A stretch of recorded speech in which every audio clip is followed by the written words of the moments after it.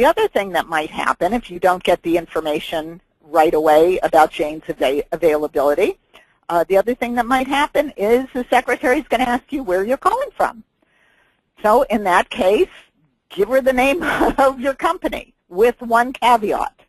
If your company name says exactly what you do, XYZ Commercial Real Estate Company, or ABC Insurance Company, or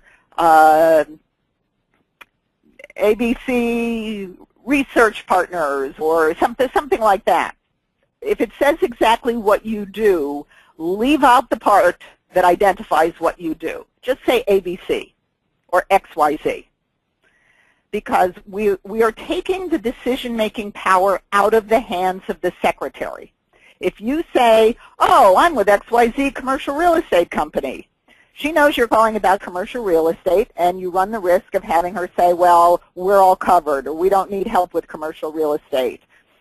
So if you simply say XYZ, she does not have the ability to make that decision.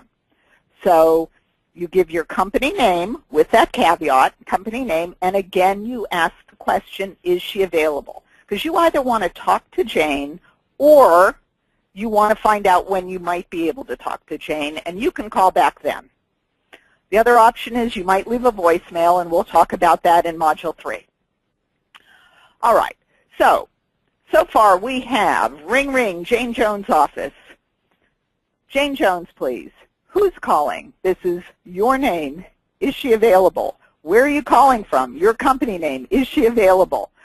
The next question might very well be, type into the chat box if you know what the next question is going to be. I bet you do.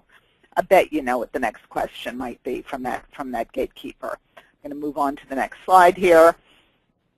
Okay. Nobody knows? What is this regarding? There we go. What do you want? What is this in reference to? Yes. Okay. You know what the next question is.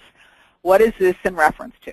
The answer to what is this regarding, what do you want, what is this in reference to, or any of those kind of questions is, please tell Jane that your name from your company is on the line. That is the answer. And it's said with a whole lot of confidence. Remember, Hillary Clinton does not say, oh, well, gee, I used to be the Secretary of State. She doesn't spill her guts. Neither do you. The answer is, please tell Jane it's your name from your company. If I make a call, I'll say, please tell Jane it's Wendy Weiss, Weiss Communications. Said just like that. And I hope you hear the assurance in my voice. Okay, sometimes your prospect is not available. Unfortunately, this is not magic. If Jane is out of the office, she will not materialize. So sometimes the prospect is simply not available. He's on the phone, she's away from her desk, he's in a meeting, she's out of the office, he's not available for some reason. You've got to be a detective. If that's the answer that you get, yeah, you do have to call back, Ryan, but before you call back, you've got to be a detective and ask some questions. So if you hear somebody is on a conference call, when's he going to be finished with that call? Oh, she's out of the office. What time do you expect her to return? How late is he in this afternoon? How early does she come in the morning? When is the best time to reach her? When is he returning? So you've got to be a detective and ask some questions. And sometimes the gatekeeper will not know, but lots of times they will. Oh, he'll be back in the office at 3 o'clock. Well, then you make a note to yourself at 3 o'clock. You can call that person again. Okay. Now, sometimes, so what I have just given you is the basic script, and I've broken it into 2 levels, calling the receptionist and trying to name the decision maker, and then dealing with the gatekeeper. Okay, and I've got a question from Ryan who wants to know, do you try to be friends with the gatekeeper? Great question, Ryan. The answer is no. Now, I am not saying be rude to a gatekeeper. I am not saying that at all. But what I am saying is if your position is that you are a peer of the person that you are calling, You're not a peer of the secretary. And I know there's somebody on this call that in a past life they were a secretary. I'm not putting secretaries down. But you are a peer of the person that you are calling.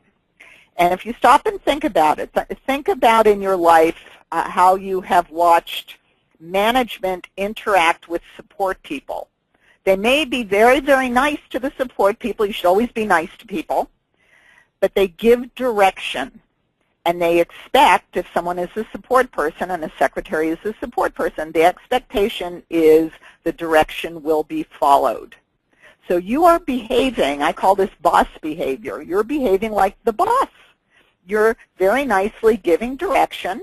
Your tone can certainly be friendly, but you are not trying to befriend the secretary. You are asking the secretary, you are directing that secretary to put your call through or to give you information about when you might be able to reach the prospect directly. That's what you're doing. Okay, so we just talked about calling large companies where you've got 2 levels of screening. I want to switch gears now and talk about smaller companies.